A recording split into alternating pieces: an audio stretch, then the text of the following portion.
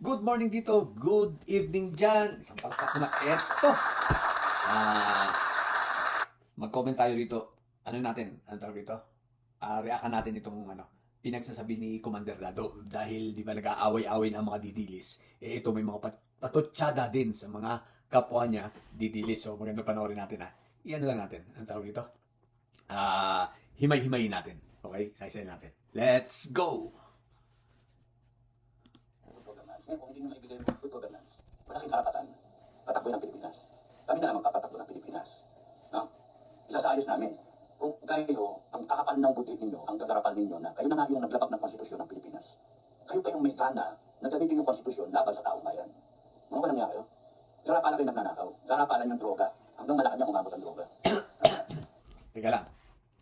Bago tayo pumunta doon sa mga magandang part about sa mga pagtira nito sa mga kapadidilis, tingnan nga muna natin. Unang sinabi niya na sila daw ang magpapatakbo ng gobyerno. Sila daw ang magpapatakbo. So, isang malaking kalokohan. Ang pangalawa, tingnan nga natin kung wala talagang, umabot daw ang drugs sa Malacanang. Tingnan natin ito May papanood ako sa inyong video. Pinasok ng NBI Task Force Against Illegal Drugs ang isang bahay sa barangay 662 sa Paco, Maynila. Nagatnan nilang ginagamit umanong drug din ang bahay. Nagbabayad ang mga parokyano ng mula 2 hanggang 300 piso para mag-shabu session. Nagwala pa ang suspect na si Freddy Nason sa pag-aakala mamamatay siya sa Oakland Tokhang. Wait, klaruhin ko ito ay panahon ni Duterte. This was 5 years ago. Okay? O plantokhang pa. Pasok din ng NBI ang isang bahay sa barangay 831 kung saan ginagamit din umano itong drug din ng mga parokyano sa halagang 1,000 piso. Sa amin lang kung mga kaibigan kapalabahan, hindi para lumawak. Parehong nasa labas lang na Malacanang ang mga drug din. At sa gate naman ng Wait, ano daw? Parehong nasa labas ng Malacanang yung dalawang drug din. What the heck? Ayaw, di ba?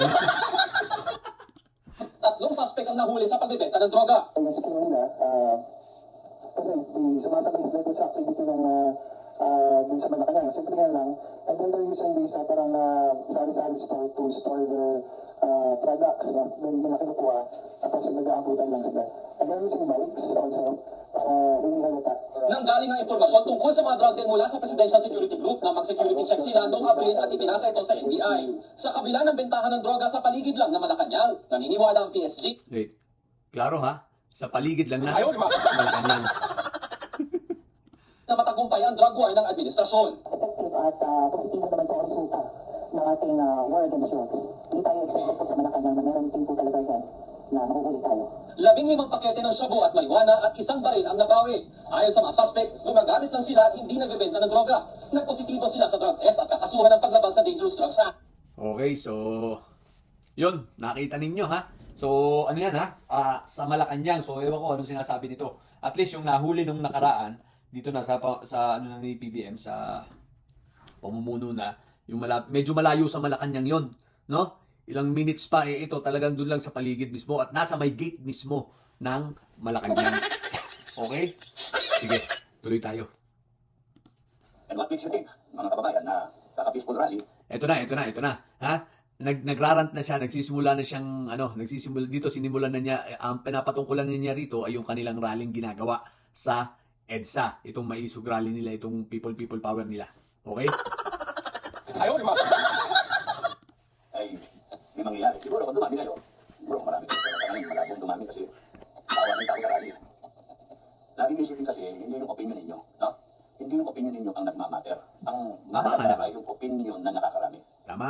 Yan, Pwede isang kayong idol magaling, siya pwede dyan. kayong mataas sa pinag-aralan, pwede kayong mataas sa katungkulan, o kaya isa kayong leader. Sabihin nyo na sabihin ng gusto ninyo, hindi naman yun ang tama. Hindi naman yun yung necessarily na tama. Kasi maka-disconnected kayo sa totoo na nangyayari. At Yan, the moment tama, na tama yan. disconnect kayo dun sa nangyayari sa ground, may problema na. Kasi hindi nyo na-appreciate yung totoo nangyayari. Like for instance, yung mga rally-rally natin, maisog, mga Duterte rallies, rally-rally. Ayan klaro ang sinabi niya yung rally nila. Example na Duterte rally daw. Okay, let's go. Hindi nyo ba nakikita na papagod yung tao? Hindi nyo ba nakikita yung mga tao sakripisyo? Ang maganda sila magsasakripisyo, samantalang kayo. Hindi kayo masyado nahirapan. Hindi na kayo natutulog sa isa Hindi kayo natutulog doon sa site. Kagaya ng mga tao. Nang giniginaw, pagkamulan, napapasa. Hindi nyo ba naiintindihan? Ayaw, di ba? Pare-paras tayo na sinasabi na. Wait. Makinig kayo mga ditilis lalo doon sa mga leader na yan. Kaya lang, yung mga nag-away-away na leader, yung mga bida-bida. Yung mga bida-bida ng mga didilis. O ito ha, makipakinggan nyo yung sinasabi ng inyong ano. Remember, ito yung inyong pinagpipitagang guest speaker ng inyong People Power Rally ha. So, makinig kayo sa pinagsasabi niya. Mukhang sumusuko na rin. Suko. Si Commander Sayad, sumusuko na po. Sumusuko na si Commander Sayad. Nga. Administration pero sa tao. Pero superficial ang dating. You have to be with the people. What? Superficial daw oh. Puta, ibig sabihin, mukhang hindi totoo yung mga pinagrarally nyo. Kumbaga, pera-pera lang talaga. Superficial daw, mga didilis. Understand the people. No, hindi yung ay rally, tapos organize tayo ng rally, organize kayo, di ako nag-organize ng rally. Organize kayo, Alright. tapos nun, wala daw kayo siya. doon. Okay, nandun kayo, at a selected time. Bago mag-check-in na kayo sa mga convenient Teka, yan na. Usapang check-in, parang si ano yan, si Maui ang pinapatungkulan din ito Yung nag-check-in, di ba? Kanino kaya ito kapawi? Kay Joey o kay Maui? Kasi alam ko yung nag-check-in na mismong sinabi niya sa live niya, si Maui. Di ba? Maui Spencer. Ay, alam mo yan, yung mga kasama ni Pebbles no, na ito yung mga nagbibida-bida. At least Pebbles, wala na sa kanila, di ba? So, bida-bida. So, malamang si Maui ang tinitira nito. Ewan ko lang, baka kampi ni Joey to. Pero, I think, pangkalahatan yung tinitira nito dahil pare-pareho naman sila mga bobo Diba?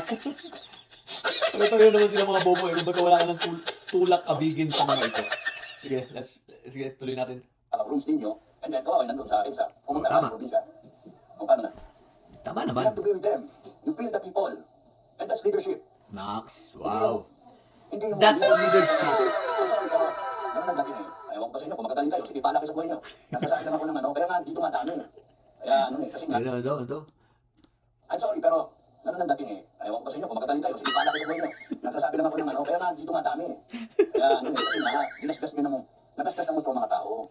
Oh, ano na, mga titilis. Ginasgas nyo daw ng mabuti yung mga tao. Kasi gagalit kayo sa akin, kung kunya, daw galit daw sa kanya. nagre-real talk ako. Totoo naman nagre-real talk lang ako. Oh, siya nga naman. Kaya magpapasko. Kaya ako simple lang magpasko muna kayo lahat. Ayaw mo nang sumali sa mga ganyan, sa mga rally, magpasko muna. Ayaw mo bigyan ko ng halaga yung kapag-Kristiyano ng mga tao. Tama. Good. Hindi naman yan Mag-celebrate din sila in their own way. Tama. Sa kanilang religious belief. Tama, Pero correct.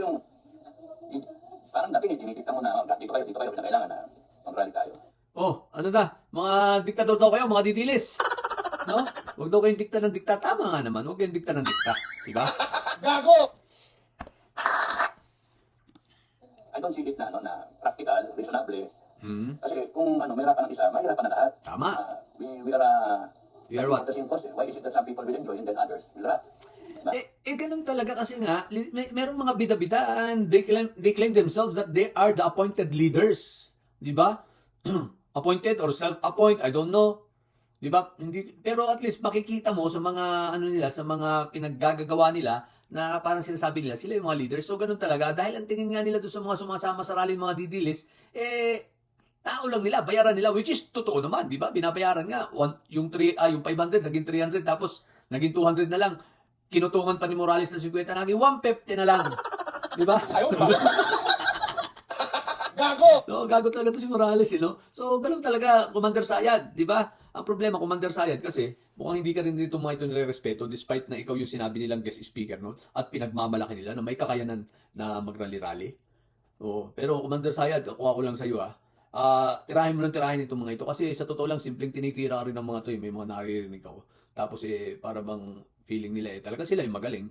At ikaw walang kakwenta-kwenta. Tapos peke ka daw, sabi nila. Fake ka daw. Kaya hindi ka nila sinusunod Yung sabi nila sa rally na special guest speaker ka, kunwari lang yun, pautot lang yun. Pero hindi, sino ka ba naman, kumbaga pagdating sa payroll nila, hindi ka namang kalakihan ang binibigay nila sa iyo. Sipin mo yun. So, feeling lang, mas sikat sila sa iyo. Kaya Commander Sayad, huwag kang papayag, ipagpatuloy mo yan. Di ba? Pagpatuloy mo lang yan. Pati mga kaklase ko nagagalit na sa akin Mga negative, no? Kasi, Teka lang, yung mga kaklase mo nagagalit sa iyo? Paano ba naman hindi magagalit sa'yo? Isipin mo, kahit ako, magkaroon man ako kaklase na may sayad magagalit din ako. Di ba? May sayad na tapos ang sasabihin pa, para bang nire-representa mo pa yung inyong buong klase? What the heck? Di ba? So magagalit talaga sa'yo. Normal yun, Commander Sayad. That's part, and that's, you should realize na yan part ng consequence ng iyong mga pinagagawang kagaguhan, di ba? Part yan eh. So, kung magalit sila sa'yo, huwag ka magtatampo. Ganun talaga yun. Dahil talaga namang kagalit-galit yung mga pinagkagagawa mo. Isipin mo yung buong klase nyo eh, kinakaladkad mo sa kahihiyan. Tapos ngayon, mag-iinarte ka. Diba? So, bawal ang inarte, boy. Mr. President, gutom na kami! Ako to si Commander Sayad talaga, sayad na sayad eh. Ba't di umate na meeting? Kasi ayaw ko ma-compromise. Nax. Hindi ka namin ano. At tingin nyo, di ako umate na meeting kasi shabby ako. Hindi ako umate ng mga Wait, guys, ito ha. Nagrarant na siya against sa kanyang mga classmate, no? Pati hindi na lang ngayong kalaban niya yung mga didilis, pati yung mga classmate niya, no? Inaanuhan na niya, nirarantan na rin niya, kumbaga nagyayaw-yaw na siya, sabi nga sa Bisaya, no? Ano na to? Sayad na sayad talaga. reunion natin because I am one person less sa mga ginagastos ninyo. Nag-iwan ko kung saan nyo kinuha. Wait. Sa kapatid Wait, puta. Pati yung mga klase niya, pinambintangan niya, no? Saan daw kinuha? nyo kinuha. Negative ako doon. Ano sabi? Gastos ninyo. Nag-iwan ko kung saan nyo kinuha. Kung sa kapatid bayan nyo kinuha. Negative ako doon. Ayaw ko. And ayaw What the heck again ka ba daw ng bayang kinuha? Tangina to si... Si Kadado, no? Ano na?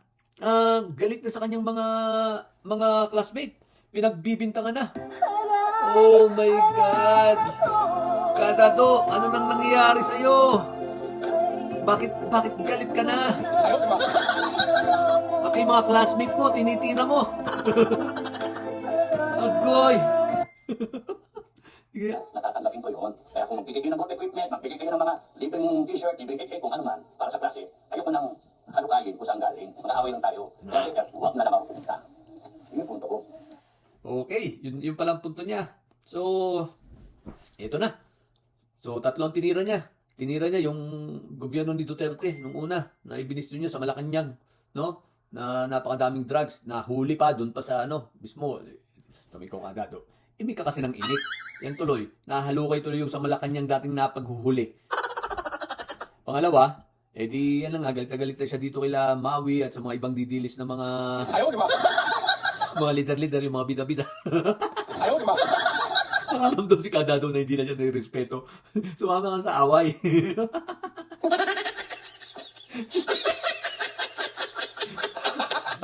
At ang pangatlo, nakakatawa, pati yung mga classmate niya, tinitira na rin siya. Syempre, wala nga naman tiwala sa kanya, which is totoo. Sino ba naman magtatiwala sa'yo? Sayad na sayad ka na. Yung magtitiwala sa taong may saya, di ba? Talaga naman, Anyway guys, yun lang sa umagang ito at medyo mababa pero at least ang reaction natin dito sa kay Commander Sayad talagang sayad na sayad. So sa mga didilis ng mga bobo at may sayad dyan, natili kayong may sayad dahil kayo ang legit na lutang at bangag sapagkat ang may sayad ay laging high blood. Bye!